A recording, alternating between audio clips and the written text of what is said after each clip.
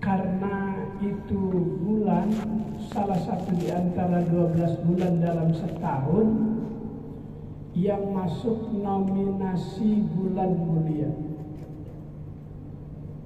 Sebagaimana Allah berfirman, "Inna iddatash syuhuri 'indallahi 12 syahran fi kitabillah yauma khalaqas samawati wal arda minha arba'atun hurum." Sesungguhnya bilangan bulan di sisi Allah dalam setahun ada 12 bulan. Nama-nama bulan tersebut dalam setahun Allah ciptakan seiring ketika Allah Ta'ala ciptakan langit dan bumi, supaya manusia dapat mengetahui pergantian hari, minggu, bulan, dan tahun. Minha arba'atun hurum, di antara 12 bulan dalam setahun ada 4 bulan yang mulia. Dalam tafsir Jalalain, Al-Imam Jalaluddin As-Suyuti mengatakan yang dimaksud Allah 4 bulan mulia itu Dzulqa'dah, Dzulhijjah, Muharram.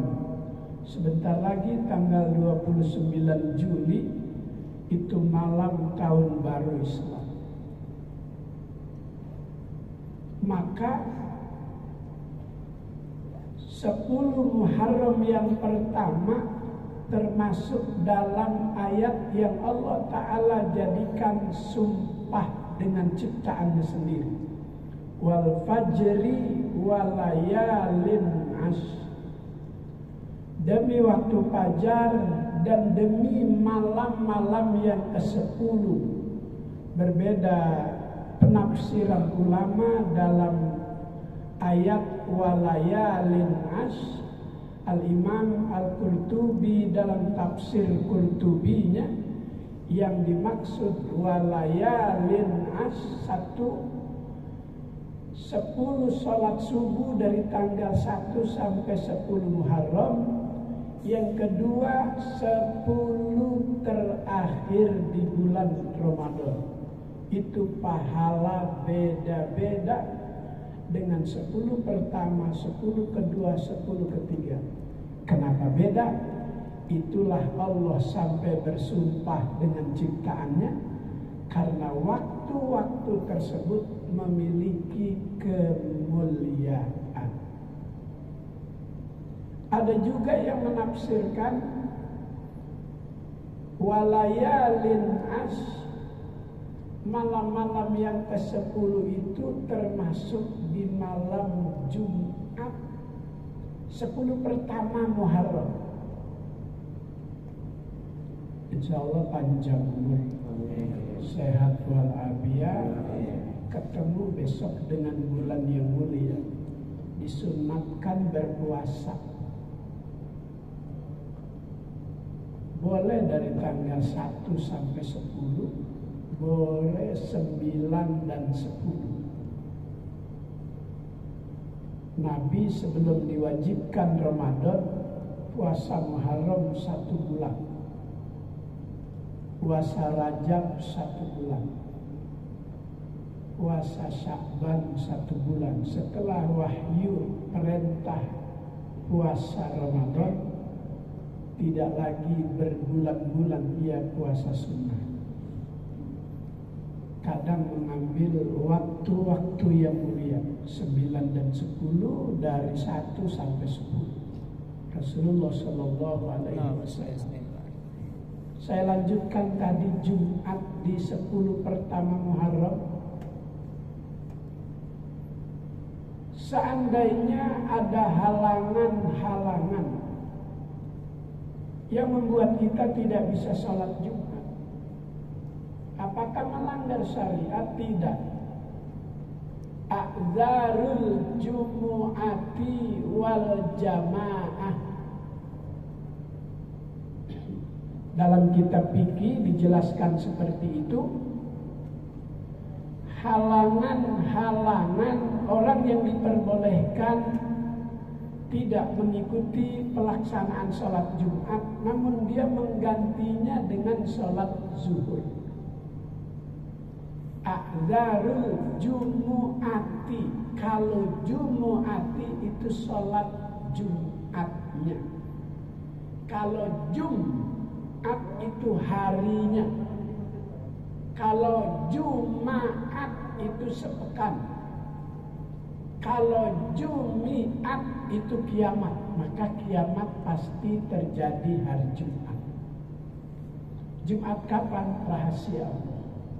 Tak ada satu manusia dengan ketinggian ilmunya tidak bisa membaca kapan terjadi kiamat. Jumat pasti, tapi Jumat kapan? Gak ada yang tahu. Maka udzur itu terbagi dua. Ada udzur yang bersifat khas, ada udzur yang bersifat am. Udzur yang bersifat khas, khusus, seseorang tidak bisa melaksanakan kewajiban sholat Jumat karena ada penyakit yang sedang ia derita. Halangan yang bersifat khusus, penyakit yang berat, atau watamridul maridi, mendampingi keluarga yang sedang sekar. Itu yang sehat mendampingi keluarga yang sedang kritis. Boleh dia tidak melaksanakan sholat Jumat, namun dia menggantinya dengan sholat zuhur. Kenapa? Memang di saat-saat itu, ketika orang sedang kritis, dia butuh bimbingan kalimat yang membuat akhir napasnya itu dapat husnul khotimah. Kalau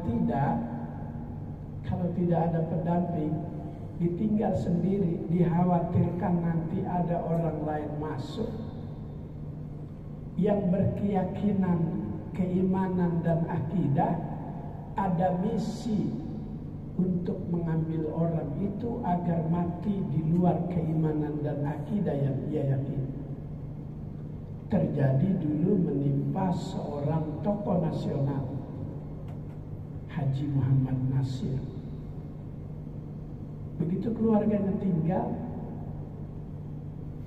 sholat Jumat dia sendiri, sedang kritis, ada orang lain masuk membawa buku-buku perjanjian baru, perjanjian lama, dibisikkan di dalam telinganya. Untung ada dokter muslim masuk. Selamatlah Kiai Haji Muhammad Nasir, tokoh nasional, yang dengan perjuangannya untuk mendapatkan dukungan-dukungan bangsa kita saat mendapatkan kemerdekaan. Dia berkunjung ke negara-negara mencari dukungan. Negara Indonesia, negara yang sudah merdeka. Itu dibenarkan syariat jika ada keluarga yang sedang kritis, kita mendampingi dia saat itu Jumat. Kita tidak sholat Jumat, namun kita menggantinya dengan sholat zuhur. Ini uzur Jumat yang bersifat khas, khusus. Ada yang bersifat am, umum.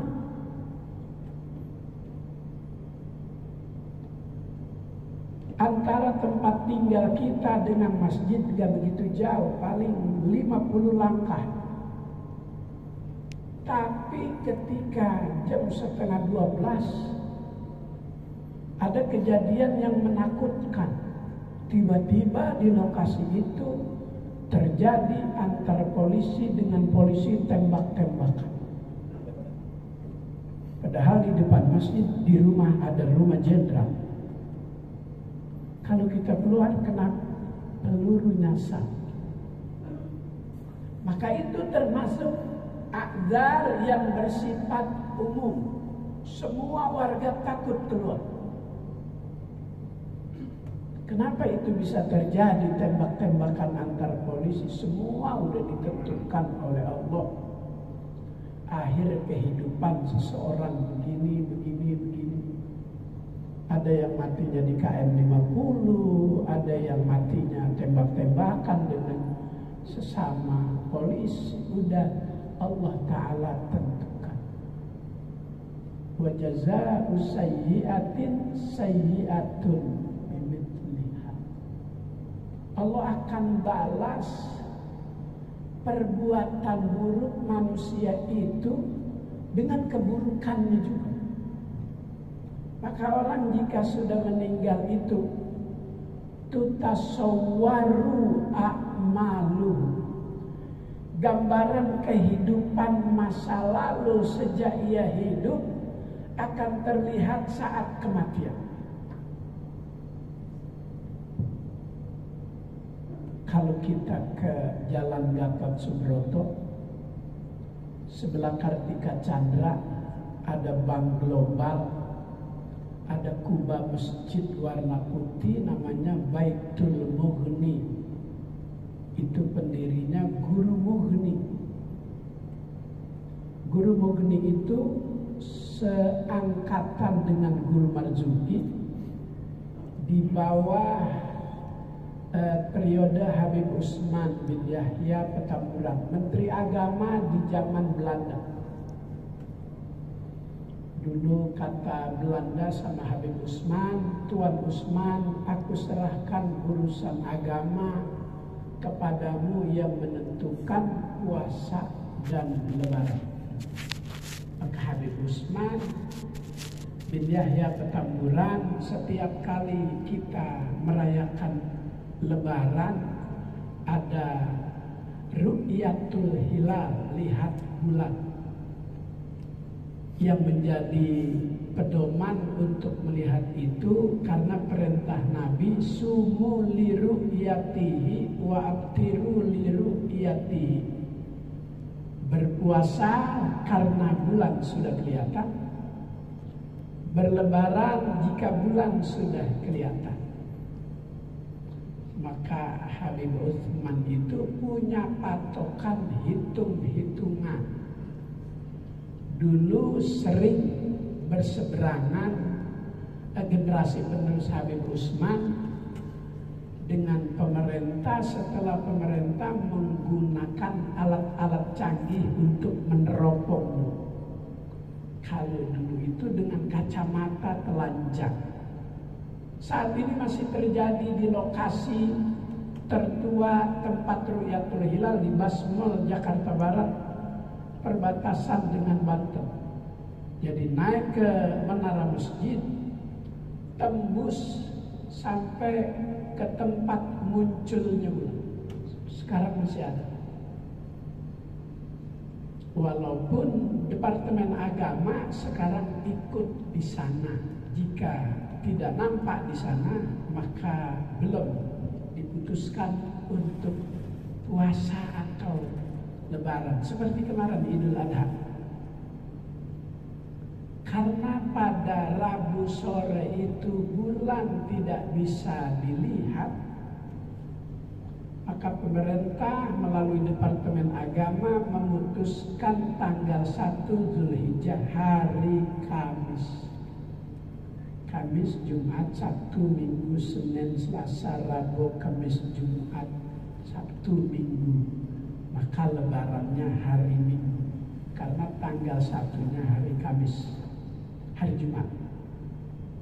Di Arab, di Saudi, lihat bulan sama dengan kita Rabu sore juga. Tapi di sana kelihatan. Maka pemerintah Arab Saudi menetapkan tanggal 1 Zulhijjah Kamis. Maka dia 10 Zulhijjahnya hari Sabtu. Kata Imam Syafi'i, dalam ketentuan ibadah ikuti yang berlaku di negaramu. Maka mayoritas kemarin di negeri kita hari Ahad, hari Minggu. Mereka yang berkeyakinan sudah lihat di hari Sabtu lebaran, silahkan. Tapi Habib Usman dulu Menteri Agama yang pedomannya masih dipegang oleh Departemen Agama melalui para ahli-ahli di bidangnya, terus memegang kaedah Habib Usman tersebut. Kalau belum di atas 3 derajat, belum berani memutuskan awal Ramadan atau 1 Syawal. Jadi kemarin ada yang Sabtu, ada yang Ahad. Yang Sabtu ikut Mekah katanya. Karena hukumnya hari Jumat, kata pendapat orang yang ikut di Saudi. Puasa Lebaran itu tidak terkait dengan wukuf di Padang Arafah. Puasa dan Lebaran itu ada kaitannya dengan bulan. Karena kata Nabi, lihatlah bulan, kalau kelihatan puasa Lebaran. Jika tidak, sempurnakan bilangan hari bulanmu itu. Maka kemarin kita Dzulqa'dah istiqmal 30 hari. Jadi dengan syariat, dengan petunjuk-petunjuk, berdasarkan alasan-alasan, melalui syariat, melalui ilmu, ibadah kita jadi tidak terombang-ambing. Ada yang nanya, Pak Ustadz, Lebaran Minggu boleh nggak disuruh motong hewan kurban yang Lebaran hari Sabtu? Nggak boleh. Kasihan, itu orang nggak dapat pahala kurban karena yang menyembelih yang Lebarannya hari Minggu. Kan disuruh sholat dulu, fasolli li rabbika wanhar, sembahyang dulu baru menyembelih. Sholat Idul Fitri dulu baru menyembelih hewan kurban. Maka ada pendapat ulama yang sholat hari Ahad tidak boleh menyembelih hewan kurban yang sholatnya hari Sabtu. Demikian tambahan peristiwa yang sudah terjadi kemarin. Jadi yang Allah Ta'ala maksud walayalin as, demi malam-malam yang ke-10, ulama berbeda tafsir. Yang pertama mengatakan tanggal 1 sampai 10 Muharram. Yang kedua mengatakan 20 sampai 30 Ramadan, 10 terakhir. Ada juga mengatakan 10 pertama sampai dengan 10 Dzulhijjah. Allah sampai bersumpah demikian karena ada kemuliaan yang luar biasa. Mudah-mudahan kita bisa ketemu dengan Muharram yang akan datang. Al-Fatihah. Rabbil alamin arrahmanir rahim maliki yaumiddin. Iyyaka na'budu wa iyyaka nasta'in ihdinas siratal mustaqim. Siratal ladzina an'amta 'alaihim ghairil maghdubi 'alaihim waladdallin. Amin. Allahumma jama'na hadza jam'an marhuma tafarraqna min ba'dihi tafarruqan ma'suma. Allahumma barik lana fi asma'ina wa absarina wa qulubina wa azwajina wa dhurriyyatina wa tub 'alaina innaka antat tawwabur rahim. Sallallahu ala sayyidina Muhammadin wa ala alihi wa sahbihi wasallam. Alhamdulillahi rabbil alamin. Assalamualaikum warahmatullahi wabarakatuh.